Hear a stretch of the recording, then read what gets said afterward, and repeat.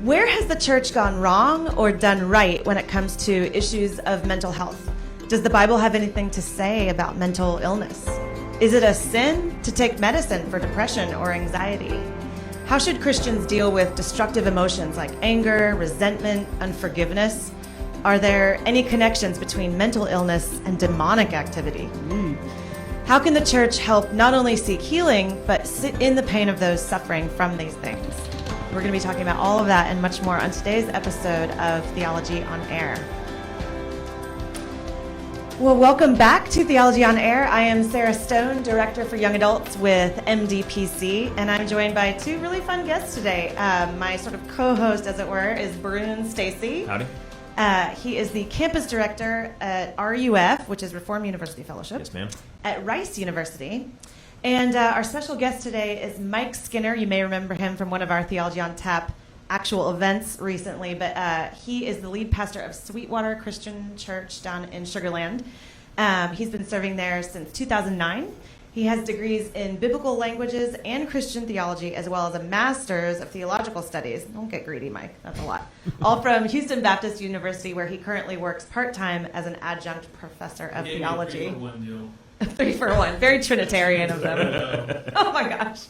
And Mike has been doing a lot, especially lately, of talking about these issues surrounding mental illness, so I'm excited. But for those of you maybe joining us for the first time, Theology on Air is a ministry born out of Theology on Tap, which is an event that we do monthly here in Houston and now on Zoom around the world for young adults who want to drink craft beer and talk about interesting and relevant topics around faith and culture, the Bible, Christian living, theology, all that. Shout out Ugandan young adults that are drinking craft Yes, beer. Ugandan young adults. Listen to Theology right now.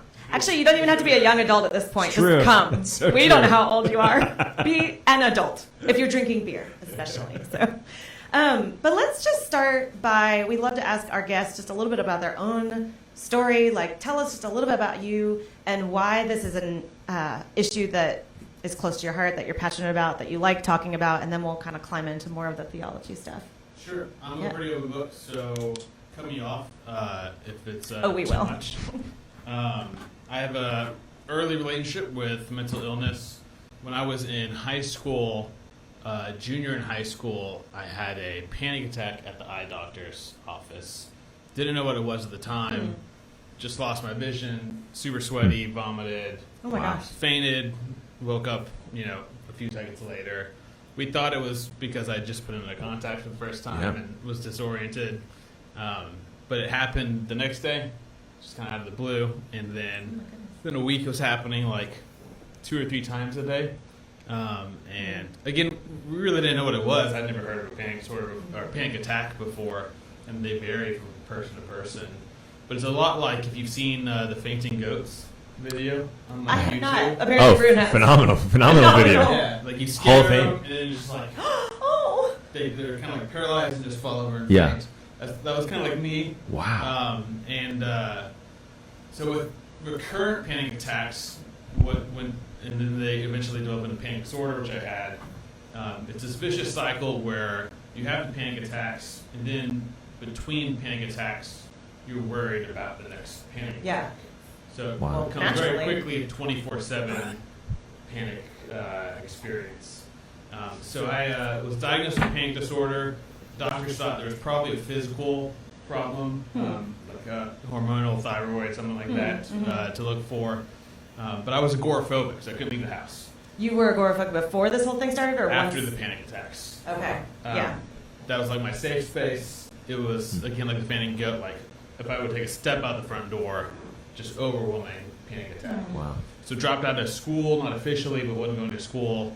It was the summer, stopped working, couldn't play on my AAU basketball team, and got prescribed by a well-meaning physician, Xanax, alprazolam, which is one of the more hardcore anti-anxiety medicines. In hindsight, I probably would not have recommended that as a first-line treatment, but it works really well. And so it was kind of salvation in a pill there for me. And around that time, I think being agoraphobic, losing some time with friends, and then with the Xanax, developed depression, suicidal for a few months. And so that kind of got me all started. Remind us what age you are at this point. 17, 18 years Okay. old. Yeah. Yeah. They eventually found a thyroid problem which runs in the family. Oh, wow. They fixed that, and the psychiatric symptoms remained. So I've always been a little hesitant to think that it was really the thyroid, Yeah. or at least maybe there was some pre-existing psychological stuff there. It does run in our family, certain psychiatric conditions, and so that kind of got it all started for me. And since then, I've had a long relationship with both anxiety and depression, all kinds of different treatments. And then, like you mentioned, in 2009, I was hired on as lead pastor of a church. I was 20 years old at the time, a sophomore at Houston Baptist University. So it was just a collectively unwise decision by a small, 30-person church in Sugar Land. I would not advise that. 20-year-olds are just not, I think, the ideal age for pastoring. And so did that while experiencing, depression and anxiety, withdrawing off certain drugs. And that's been a fairly constant on and off again experience for me throughout history. Because I was hired on so young, I didn't learn a lot of the rules, like what you should or shouldn't talk about in church. Which is probably helpful better, to your yeah. congregation. Or with parishioners, and so Go through that in real time. they, they've known everything from the get-go, and very rarely have had a couple people be like, maybe you shouldn't say you're depressed from the pulpit. And my response is like, well, you're not gonna like our church, right? Like, Or the Old Testament. Yeah. if I'm depressed and I'm speaking, I'm gonna be honest. I'm not gonna beg it for you.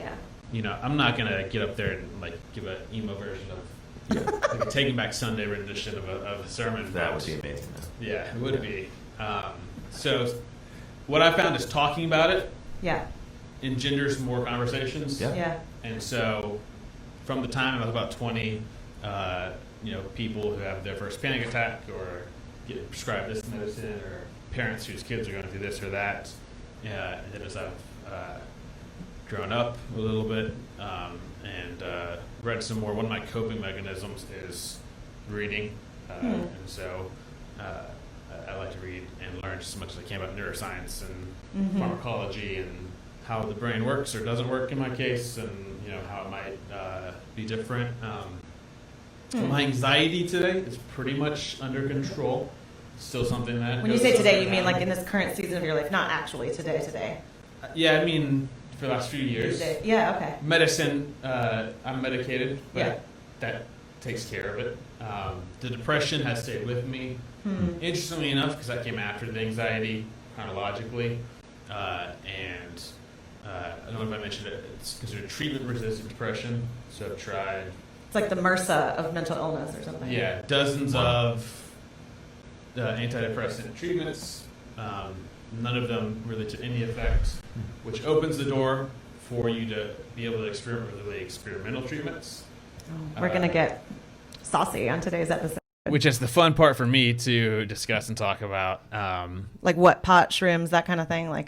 Well, so transcranial stimulation, TMS, was the hot thing a few years ago. It's like a magnet they put up to your brain for 40 minutes a day, and it stimulates a part of the brain that they think is useful in getting people out of depression. I didn't particularly enjoy it. I didn't see a lot of benefit from it, maybe a little bit toward the beginning, but didn't last. And then after that, the depression was getting pretty bad, and it seemed at the time the choice was between TMS and then electroshock therapy, Oh, gosh. which is real safe, and it's not what it was in the movies. You Yeah. know? It's come a long way. I have friends who've done it, and they're normal human beings. Yeah, You would yeah. not know that they've done it. They have memories and personalities. But I still, didn't want to go that route if I didn't have to as a 30-year-old. And I had been circling an experimental treatment called ketamine Yeah. for a few years, watching some of the studies, some of the early clinical results. And it's very expensive because insurance doesn't cover it. But in 2018, I was very, very depressed. And my wife encouraged me to find a clinic, go out and do it. And So since 2018, I've been getting ketamine IV infusions, and it's been the most singularly effective depression treatment that I've ever experienced. That's amazing. I want to say a couple of things. First, thank you for being vulnerable. Yeah. I mean, you don't really know us very well, and you certainly don't know all of our listeners, so I just appreciate that. And can only imagine that your church appreciates that too, maybe minus the couple. People want to hear about other people's struggles because they have those struggles. Yeah. So thank you for doing that. I know some of our listeners are going to be really thankful for that. Just putting it out there. The title of today's episode is Mental Illness and the Church. So I want to talk a little bit about where the church has kind of done well, not done so well. And when we say the church, we don't just mean the church, we mean Christians, the theology that we hold. So maybe start by talking about some of the biggest like myths and misunderstandings among Christians around mental illness. I mean, you would know, you've experienced it a lot. Yeah, I think the number one problem that I've encountered and that I see a lot is just the lack of discussion about it. The silence that surrounds it. And so it makes it seem as if it's a problem for them and not us. Statistically, though, 15 to 20% of pastors have clinical depression in your congregation because it's part of the human population. 1 in 5 adult is going to have a mental illness episode in any given year. So it's not those people experiencing this, us not experiencing this. It's just us not talking about it. And so that creates shame, and that creates a lack of education and resources and things like that. So I think that's honestly the biggest failing in the if you could do one thing to make a big difference, it would be just talk about it, just to be open about it, have pastors be open about it, and start those conversations. I'm just curious. It seems that sadly it happens where more often than not, only after some kind of catastrophic incident to churches. Then I'm thinking about Rick Warren's son who committed suicide. Just this year we've had a slew of suicides. I mean, we could talk about other celebrity pastors, things they've struggled with. And it's sad that conversation only happens after the fact. I mean, what you kind of described a situation where you kind of were just honest and vulnerable from the outset and just let the chips fall where they may, which sounds remarkably atypical. How, or maybe the better question is, why is it so hard for pastors, leaders, churches to talk more about it honestly on the front end before some kind of blowout tragedy issue? One quick comment is one of the gentlemen who took his own life fairly recently, I think, I'm not going to guess his name, but he actually ran a mental health ministry that was pretty big nationally. And I believe he took his life on National Suicide Prevention Day. So leading up a ministry and being very vocal about it doesn't make it doesn't exempt you. I think though that there's a lot of understandable reasons. Fear of losing your job, fear of people not respecting you, things thinking of that you're nature. incapable of Exactly. I think there's also, so I got my master's in counseling, and one of the big sort of arguments at the time was around like nouthetic counseling. I don't know if you know that term, but it's like this, or it's called biblical counseling, which sounds really great. And sometimes biblical counseling just means we like the Bible, let's think about what it says. But sometimes it means all you need are some Bible verses. And I think maybe some Christians are afraid that if they talk about actual depression, anxiety, mood disorders, that kind of thing, that the church is going to be like, well, you just need more Jesus, or here's some verses, go home and read these and you'll be fine. And that's so insulting that maybe they don't even start the process. They're like, I know where this is going to go. Do you think that's part of it? Next to the stigma and silence, I think there's been harmful messages given out by the church. And I've certainly encountered people who, so anytime I've done a couple sermon series on mental health.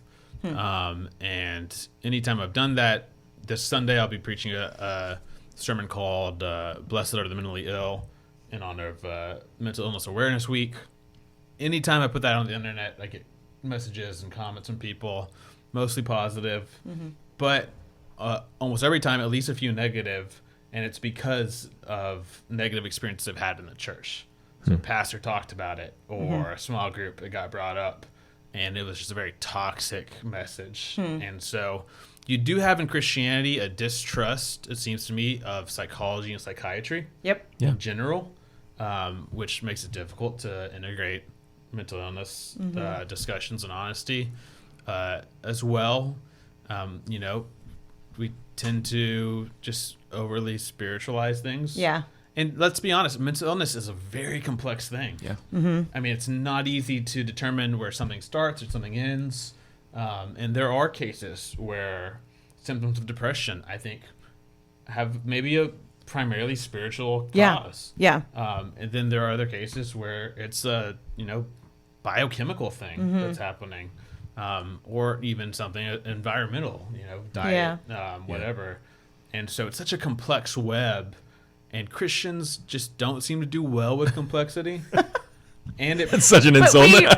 But we love the Trinity, which is like the most mysterious thing in the world. But no. It's so true.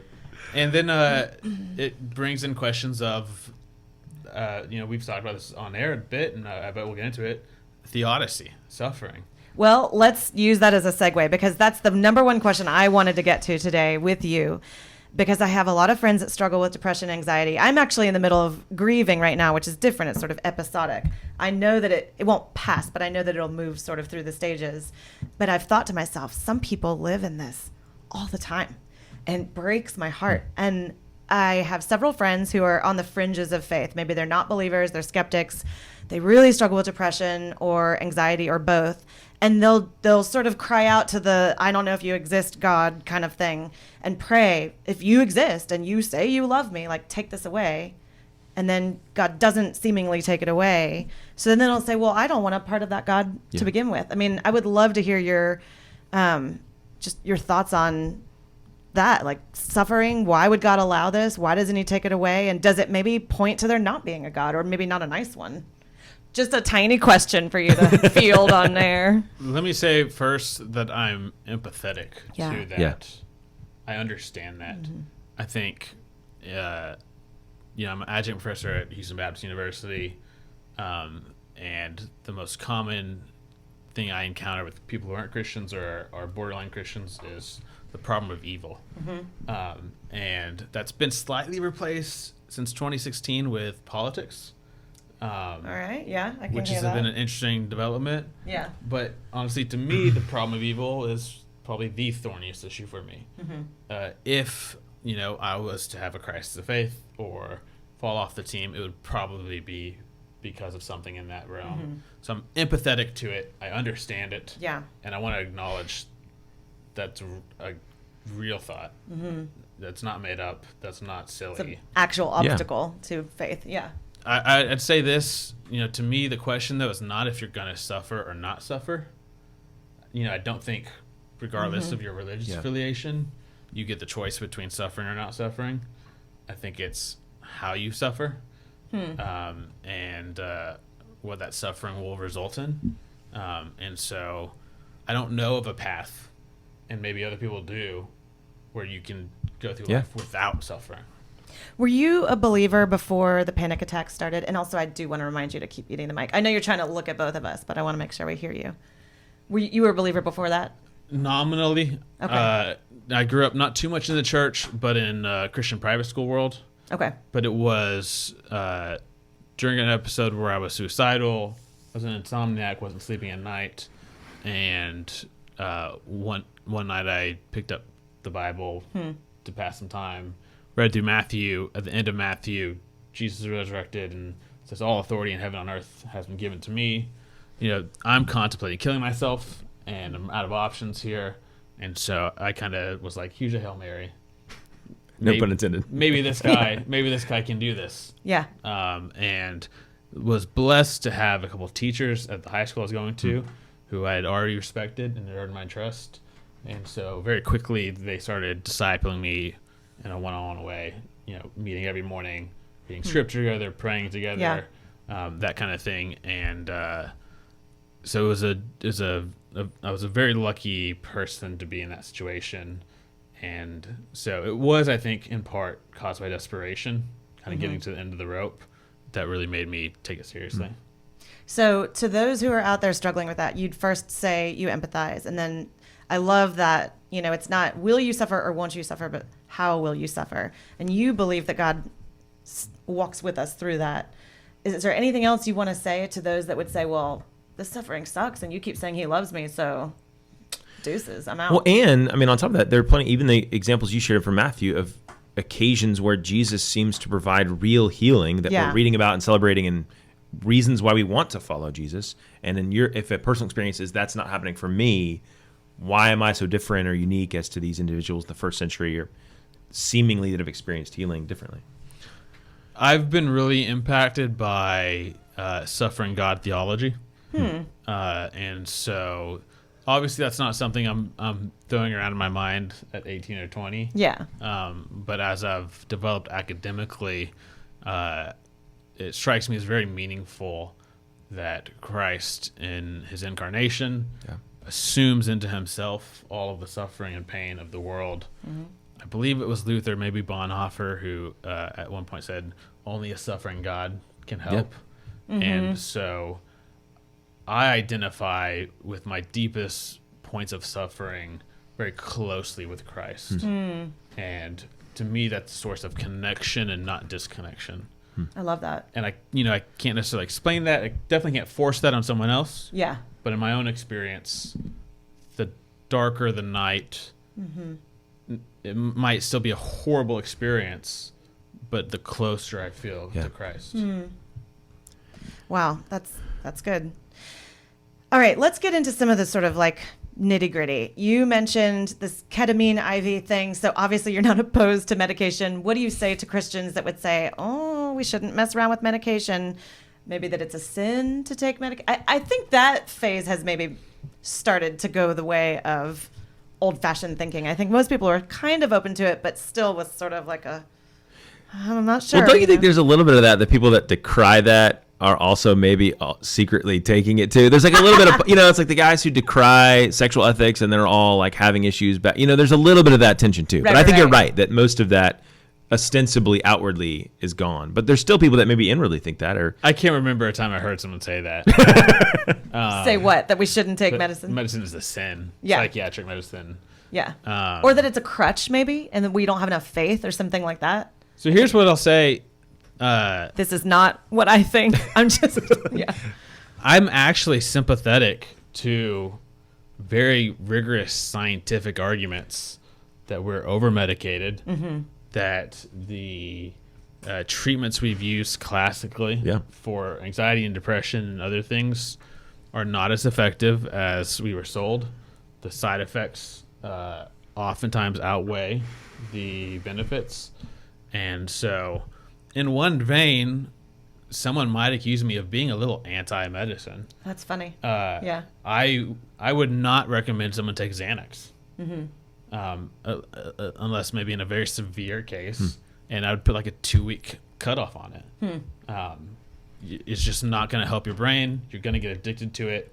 There's just no good ending to that, in my opinion. It's so interesting because I think culturally, I've never taken Xanax, but I feel like just the shows that I watch and the movies, it's light. It's like, oh, take a Xanax. It's like the new Advil. Like when Advil was 50 years ago, now people are like, oh, just take a Xanax. Yeah. I think it was the most prescribed medicine in maybe the 80s or 90s. Yeah.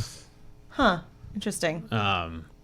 So I think the studies around the FDA and getting medicine approved is a little shady. I could be wrong on this. We'll have a doctor correct me maybe on the comment section. But I want to say for some of these things, you only have to give the FDA like 2 studies that show it beating a placebo. Even if you did 7 studies and 5 of them didn't. And Interesting. so 30 years later, with the Freedom of Information request, you get all these other studies.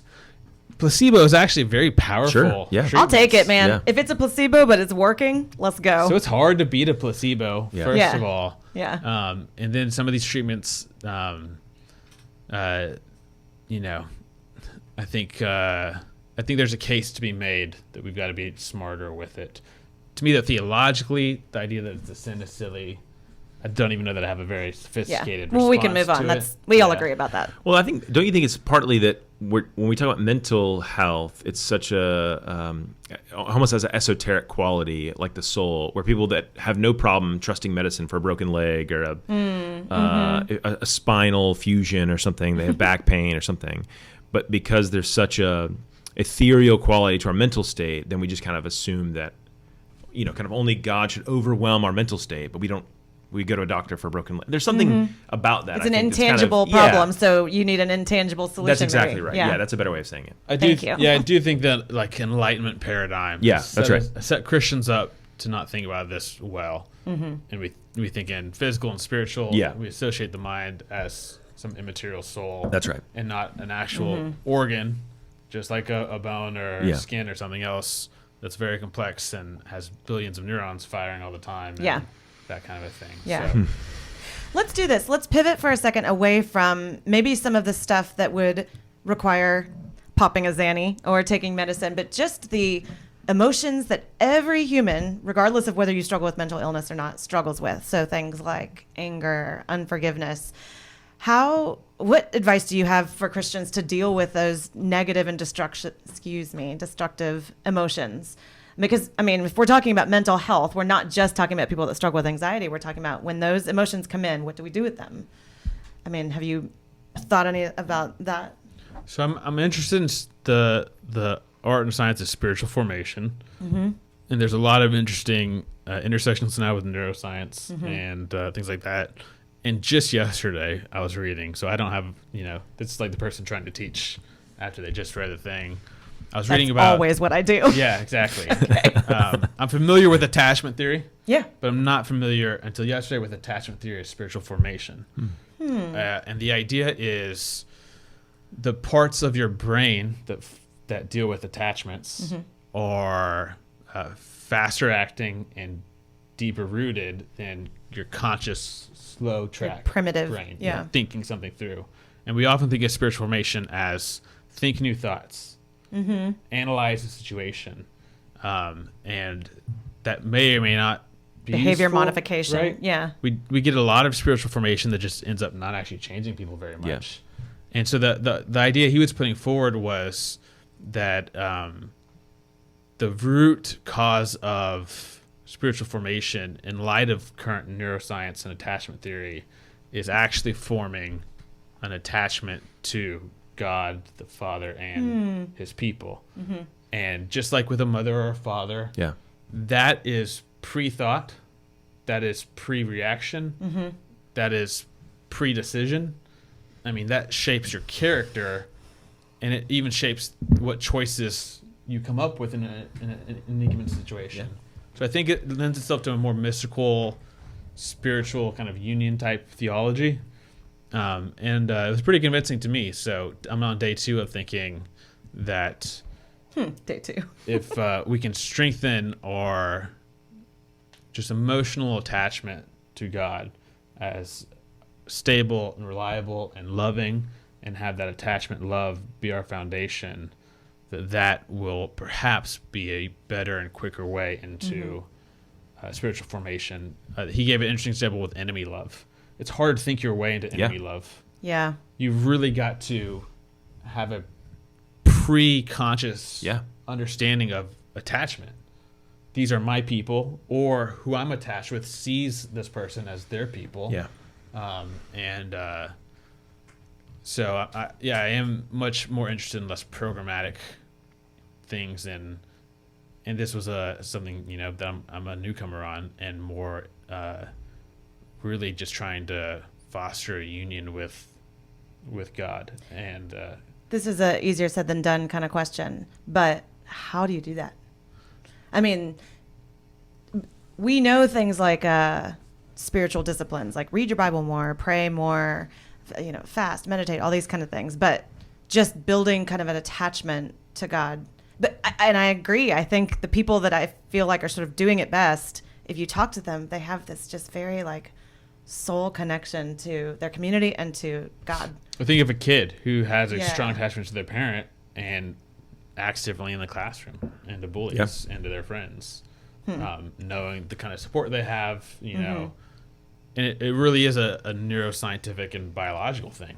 Your your hormones are acting differently. Mm-hmm. For me, though, it's contemplative prayer.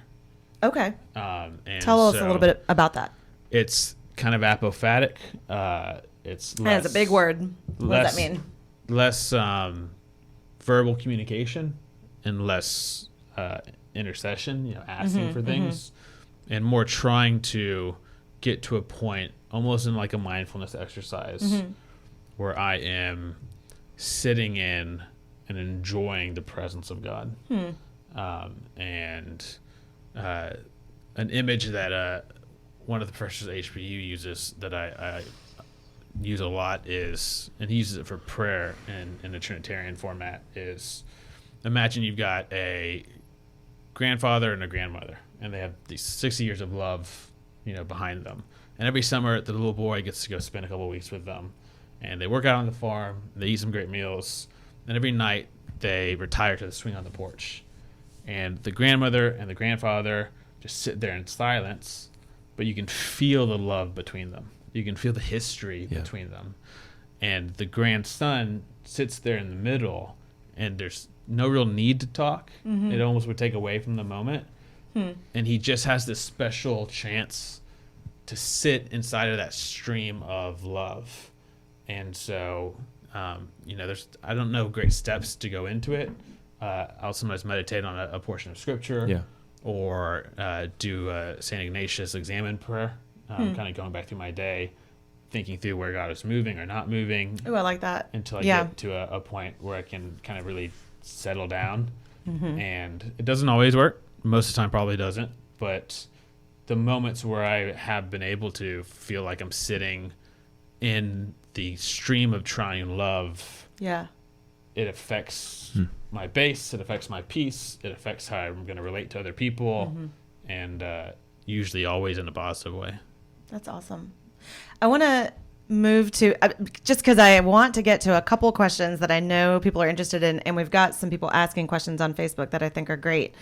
Let's talk a little bit about, you touched on the idea that there is a spiritual component to this. There's also a chemical component. Sometimes it's more of one, more of the other. Sometimes it could be a combination. I remember watching the YouTube video of David Woods. Do you know who that is?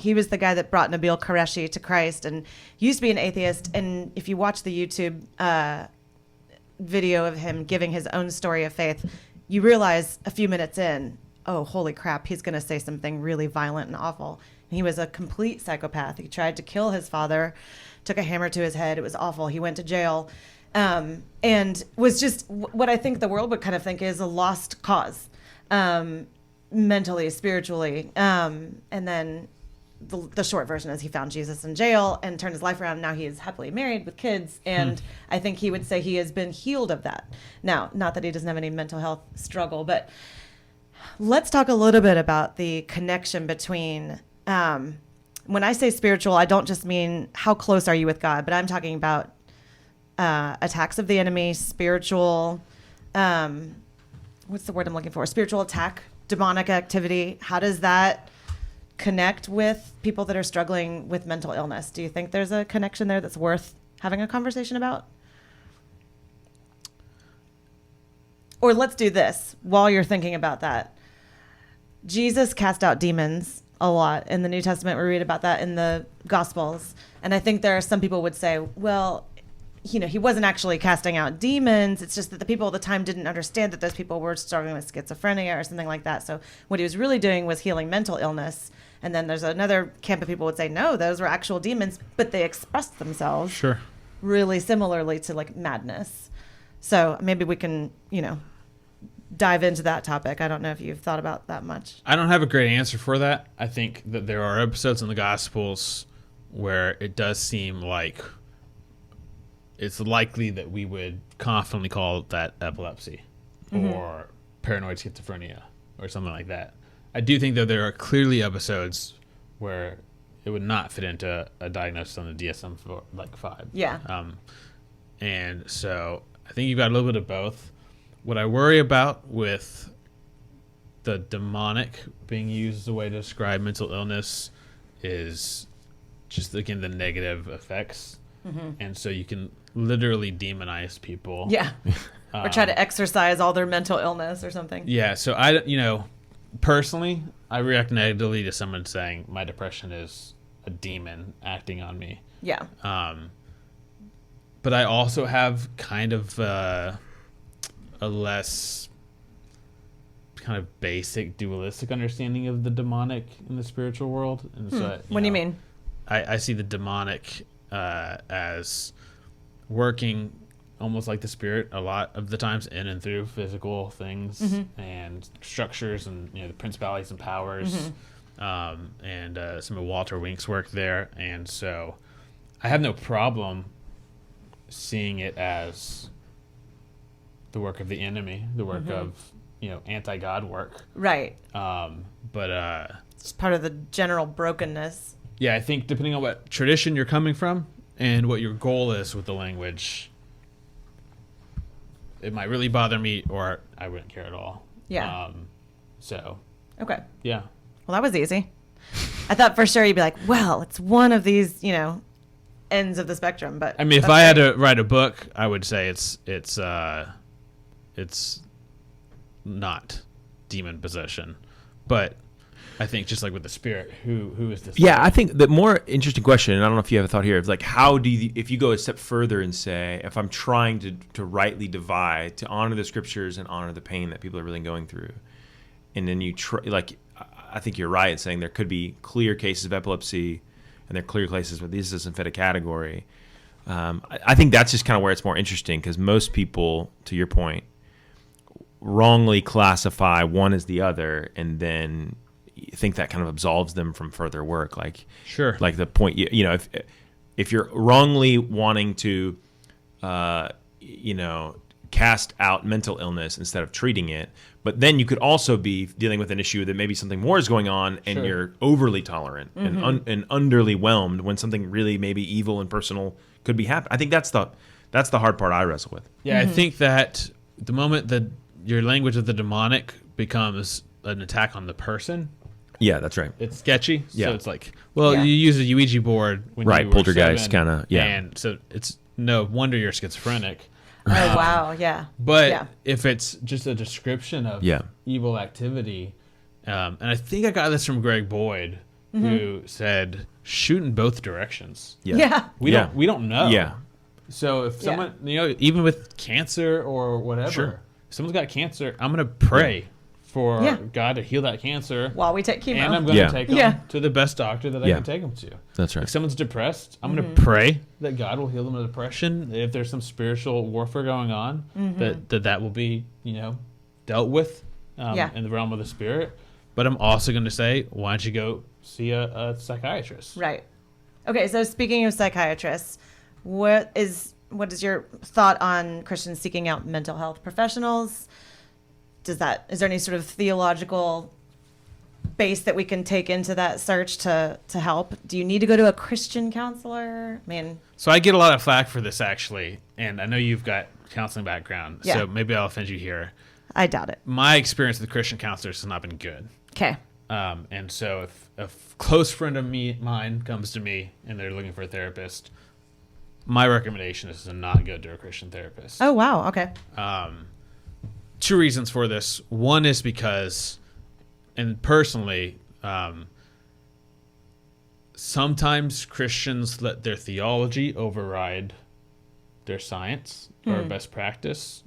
And so if you are working on a mistaken theological foundation, it might lead you down unhealthy paths and lead you away from, evidence-based practices. Can you give an example of that? Because I'm intrigued, but I don't quite understand what that might look like. So I'm an egalitarian. Okay. And if someone goes to Just for those listening, meaning you think men and women in ministry and in the home have equal roles. yeah. Okay. Based on gifts, not Gender. Gotcha.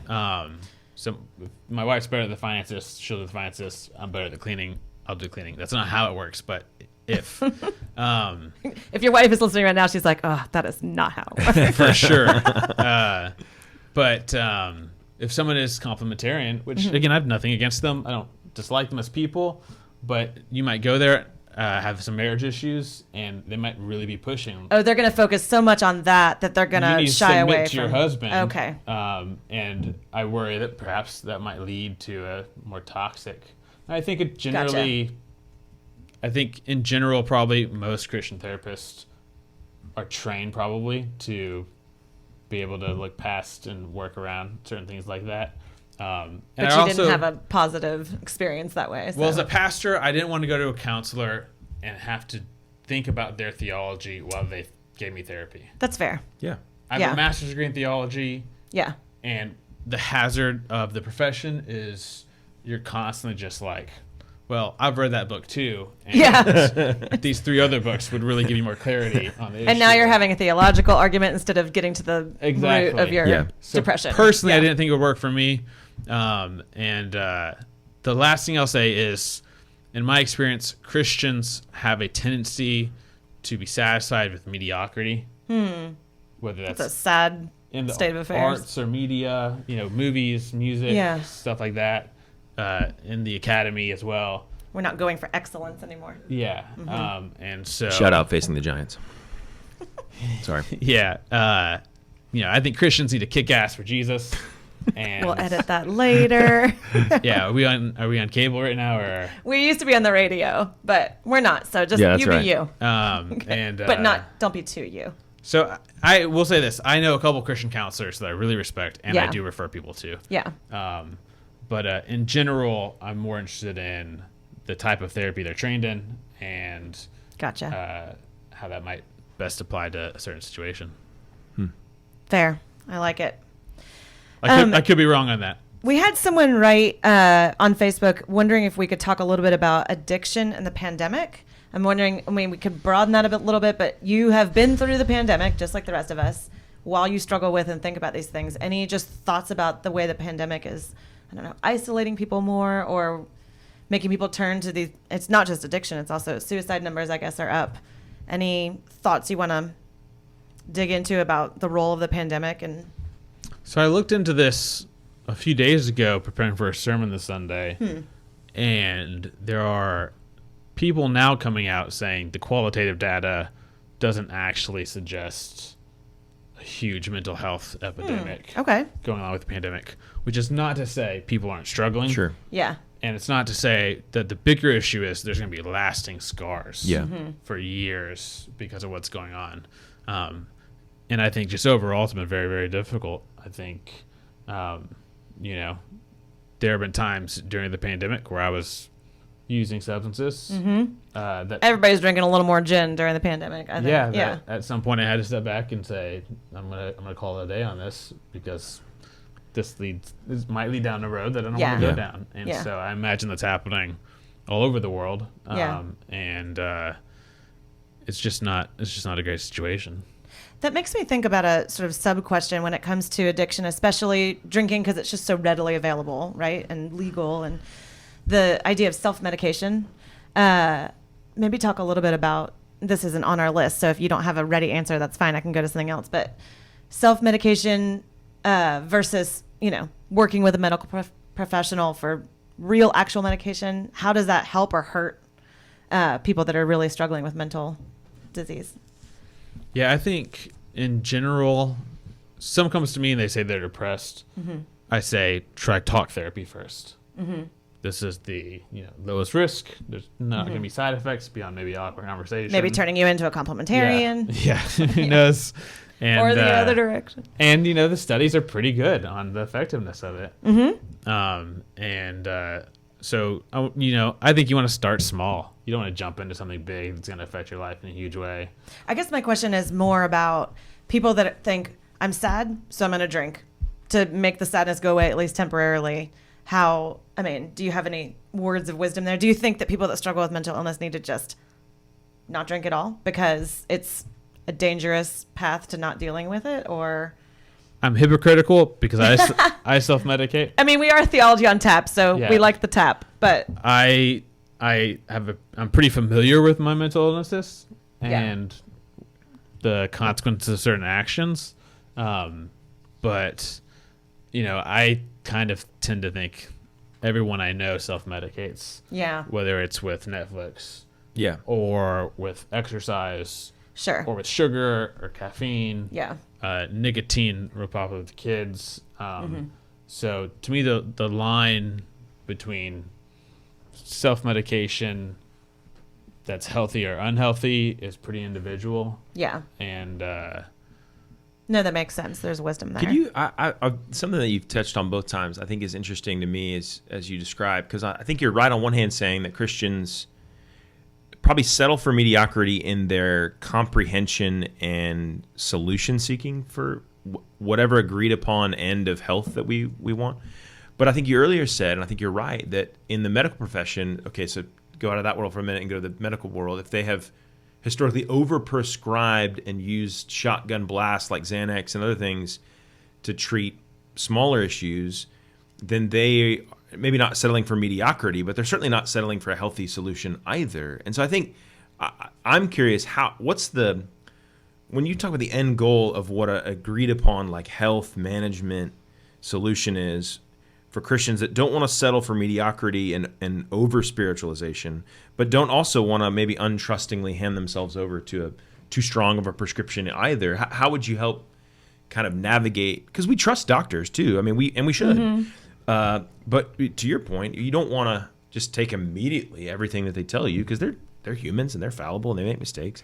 I'm just curious how you kind of balance those two worlds. it's really tough. You've got to advocate for yourself and for your family members. And I think every medical situation, in all situations, but at the same time, you've got to refer to experts and people who are more educated than you.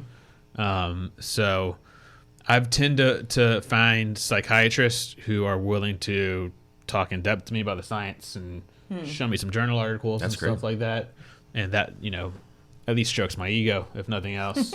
I think you've got to try to find that role that works for you. Yeah. And I would say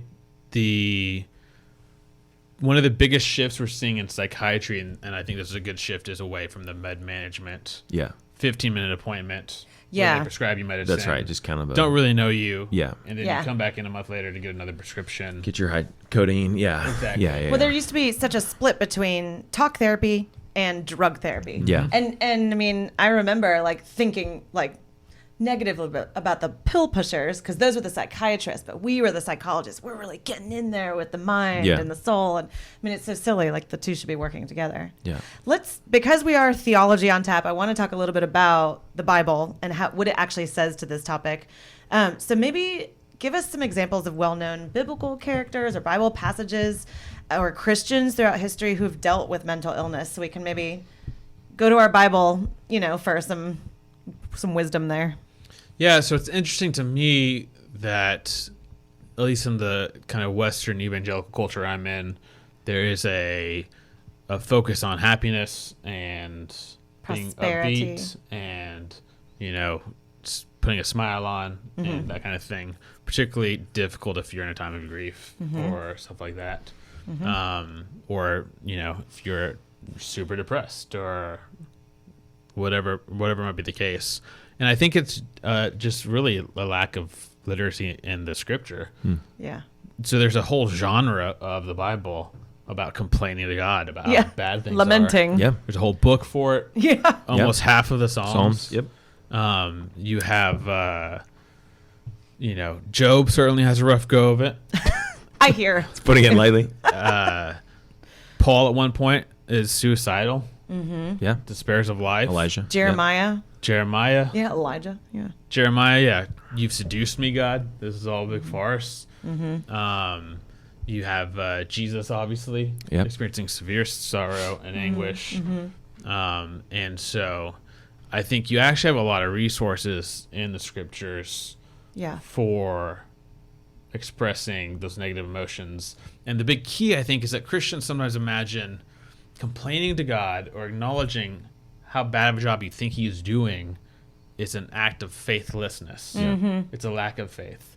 But I think what the scriptures show us, just by virtue of the literature being there, is that is an act of faith. It's a faithful thing to do, to go to God with your complaints. Right. It's a faithful thing to do, to go to God and say, you're not doing a great job. As an impulse, because I'm depressed. And are you just sitting on your hands here? You know, the faithless thing to do is to Walk away. sit there and just do nothing and not go towards it. So I think there could be a big paradigm shift in our churches if we sang sadder songs in worship and had spaces. Oh, you are preaching to the choir right now. Being in grief. Spaces to mourn. Golly. And, you know, it was one of the things that just because I deal with depression and anxiety is, you know, there's just Sundays where I'm not in a good mood. Yeah. You know, I'll cry a little bit during a sermon and the mood will be a little bit down. And I think it's good to give space for humans to express all the complex emotions that life entails. I think it's just sad that you're right in this first part you said, that's a historical anomaly of us in the West in the 21st century, because there is a wealth of resources, even in church history, that we can pull from. William Cowper, you think of Dear Refuge of My Weary Soul. I mean, so many hymns that are out of that posture of lament, that impulse to go to God and to allow him to dictate and define the suffering. And yet, to your point, we would either short circuit that now or just pretend. And I think you're exactly right. And so many of the, I think, Christian heroes of history. Yes. You know, I'm not sure how accurately we could give them some kind of anachronistic diagnosis. But Mother Teresa, I think at one point said, I've not heard from God in years. I think Spurgeon, had weeks on end where he didn't get out of bed. Yeah. Almost also, incurable gout. Yeah. Was a chain smoker. Yeah, no doubt. And so I think we would be just surprised at the kind of people God uses and how low people can really get. Yeah. It is deeply comforting to think about other people, especially, of course, God himself coming down and just climbing into the pit with us. Let's talk a little bit about, since we're talking about what the church sort of does well and doesn't do well, let's talk a little bit about spiritual abuse in churches. How maybe has the church at times contributed to anxiety and the mental instability of people? Yeah, I think this has to do a lot with theology. Okay. And there will obviously be disagreements here. Yeah. People have different theological perspectives. In my experience, the biggest spiritual abuse that happens is the rhetoric and freedom allowed for disagreement or questions. I pastor a tiny little church, 50 adults before the pandemic, 75 total with kids. Who knows what it'll be after the pandemic. And in the past few years, we've tended to be a place for people to come after a bad experience with another church. Okay. And you're the soft spot to land. It's usually because they had a question. You know, why do you teach this? Or why is this happening? Or I've got a question about this. Or my views on this are kind of changing. And they were met with a very heavy-handed, hierarchical, if you question this, it's sinful or bad or disrespectful. And so I have congregation members who will ask me a question in the hallway, and it's like a domestic abuse survivor. Like, you can see the flinch in their body, like expecting me to verbally hurt them because they were like, hey, you think creation is literal? Yeah. And I'm like, let's talk. Wow. Yeah. Let me buy you a coffee and I'll loan you 4 books and you tell me. I'm interested in the discussion. Engage in it. And a different opinion doesn't scare me. It doesn't intimidate me. Yeah. You can come to whatever conclusion you want to come to. Yeah. So I think then dealing with mental illness as well, I think it just can be really damaging if someone receives explicitly or implicitly the message that they're depressed because they don't have faith. They're depressed because God doesn't like them. There's some kind of unknown sin in their life. They're not praying hard enough. It's judgment or punishment. I think that's a real trauma that a human being experiences. Yeah. And like any other sort of trauma, it's bodily and it is wired in the brain, and it takes a lot of time and a lot of practice to recover from. Yeah. And I think churches and pastors and theologians should take a Hippocratic oath and do no harm. Yeah. Yeah. You would think they'll be assumed. Whatever we're doing, however we're going to do it, let's leave this person better than when we found them. Yeah. Even if they're not still coming to our church, even if they don't like us, even if we're disagreeing on something, at least they're still a healthy, functioning human being. Mm-hmm. I think that's terrifying. And you're right, that power, the underlying current of power there, blinds health in the fully orbed sense of the word. That either that's an autocratic pastor that wants to preserve power, that doesn't actually care about this sheep, which is the opposite disposition of Jesus, and yet for that reason, either boots them out, or they leave, or they have their questions stifled, or they have their they backtrack and fall, which is just, I literally just read this yesterday. I was talking to some students about this passage in this interaction with Jesus and the Pharisees as they're complaining about the kinds of people that Jesus is around. And Jesus responds that those who are well have no need of a physician, but those who are sick. I have not come to call the righteous, but sinners to repentance. And just thinking, even to that point, that if churches are not places where that is welcomed, like where else are people going to go? And what else? How have we so betrayed our intention? What that hope does the world have if people filled with the Spirit? That's right. Can't form a That's loving community, staggering, even amidst disagreement and conflict. And man. Well, it's one of the things Theology on Tap we really enjoy. Is that I think on this trio right here, we could find all kinds of things we disagree about. But we could talk about it and have a sense of humor and love and community and just to brag on Theology on Tap a little bit. I want to kind of look at the opposite side of what we were just talking about. I am in full agreement with everything that was just said. I also think I have found in my own life that there are areas, and I'd love to hear your thoughts on this. There are areas where when I am disobedient to Scripture, to what God's best is for me, that it doesn't do well for my mental state. And the thing that keeps coming back to me is unforgiveness. There are some places in my life where I know I hold unforgiveness and I can feel it. I mean, I've actually sort of pictured it in my body a certain way. And this is kind of how I process things, but it can, when I don't submit to God and forgive the way that he's forgiven me, it can cause this resentment, and then I'm angry, and then I'm short tempered with my kids, and just on and on it goes. So I'd love to just talk a little bit about that connection between not following God's commands and the emotional fallout, which of course isn't maybe mental illness, but it's hurting me mentally. Do you have any thoughts about that? Or can exacerbate someone. Exacerbate someone who has a mental illness. Oh, for sure. Yeah. Trigger something that's already there even more. I mean, that's a big part of a few more clinically significant mental diagnoses is feelings of, God being really after you, or angry, or very paranoid about that. So your original question was... I guess I just want to talk a little bit about the connection between our own disobedience to God in the Scriptures, say like following the Ten Commandments or something, and how we bring on ourselves mental distress. I mean, I've experienced it myself. I know this is true.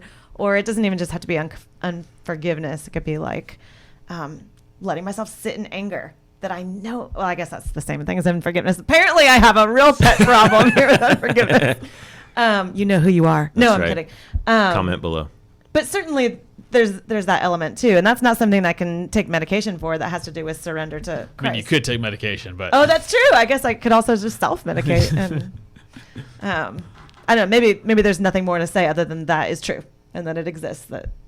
Yeah, I think sin is often its own consequence, and I think that the laws of God and God's commands are meant for human flourishing, and are less arbitrary than sometimes we were taught as kids. At least I was taught as a kid, and so it's not a command to forgive people because that's just randomly what got picked one day. Yeah. It's because it will actually fill you with more joy. An individual and a community, that's how you flourish. Yeah. And enjoy the life God created for you. I think the trickier part is how you get there. Yeah. How you give us the answers, Mike. How did we get there? And I don't have those answers. Oh, why are we paying you so much? Well, that's a joke. We do not pay. HBU, that means, yeah. I'm at 4 digits right now, and I think we went up to 6. I could come back with an answer. Well, no, let's do this as we close out. Let's just think about, maybe answer the question, how can the church better deal with, minister to, advocate for those with mental illness? What are your thoughts there? think talking about it Yeah. is important. Trying to erase stigma about it is important. I think busting some of your more common myths surrounding it. I think developing a culture of lament and grief as acceptable in the church. And then I think every church should have or be on the process of having some sort of team for mental health. Relationships with local counselors and psychiatrists and psychologists that you can refer one to. Financial assistance, because this stuff is expensive. Yeah, it is. And it's very discouraging when someone gives me a call on the phone and they obviously need to see a psychiatrist or a psychologist. Yeah. And they can't pay for it. Yeah. Even when the church is willing, it's hard for someone to accept that. So I think any church that doesn't have that in place can get started on that. And there's a lot of good resources out there for that. I just got a book from a publisher to review, like a church manual for different mental illnesses, and it goes through chapter by chapter, even under like ADHD and autism, like things you can do to make a service more welcoming for those people. Oh, wow. The type of teams you can have to follow up, and here are the type of resources you'd want to have available, or different ways to communicate it. Doesn't have to be a sermon. If you had a church bulletin, you could have a little thing there on the bulletin with a phone number to call or something like that. Well, anytime you're going to put some sort of structure in place, what you're also offering people is longevity of care. And I mean, this is something that I've been talking about a lot in my own grief, is that there's the time where the cards in the casseroles end, and then everyone's like, well, you're back to normal now, right? And of course, no one is. Yeah. And then mental illness even more so. It's a often lifelong issue. And I don't know if you ever heard this phrase, but mental illness has been called the no casserole disease. The no casserole, because no one's going to bring you a casserole. Because if you break a bone or go to the hospital, they're going to set up a meal plan. And Brune and I are going to bring you a casserole this week. You're going to at least get two weeks of meals. Yeah. If you're depressed or hospitalized, for a nervous breakdown. Yeah. No one brings you a casserole. That's a good word. If you're listening to the podcast and you know, I mean, I'm not joking. If you know someone that struggles with depression or anxiety, reach out and offer a creature comfort, I think. There was a point in my life early on in our marriage where there's a rough patch, and some of the people in our church came by to our apartment, which we hadn't been keeping up with very well because a lot of things were going on, and spent a day cleaning it, putting up new blinds. Nothing is more therapeutic than a clean home. I mean, it's something as little as that, but that's so powerful. That's sweet. Yeah. And then you're right. It's care. The longevity of it makes it difficult. Yeah. It's, confidentiality, I can't mention a name, or I don't even think I can mention a situation here. But if, say, you had a person who had a fairly extreme mental illness, it makes you uncomfortable. Yeah. It's hard to deal with. And 4, 5, 6 years of that, without much progress, it's just human nature to get to the point of like, I mean, why haven't you improved a little bit here? Yeah. It can be wearying on both sides. It takes a team, and it just takes a lot of patience. Yeah. No, this is really good. I really appreciate you being on today and thanks for having me. Talking about something so raw. And I do appreciate your vulnerability. I think it's going to be helpful for people. So if people want to find out more about you, talk to you, if you want to be found, where can people find you? You can go to mikeskinner.org.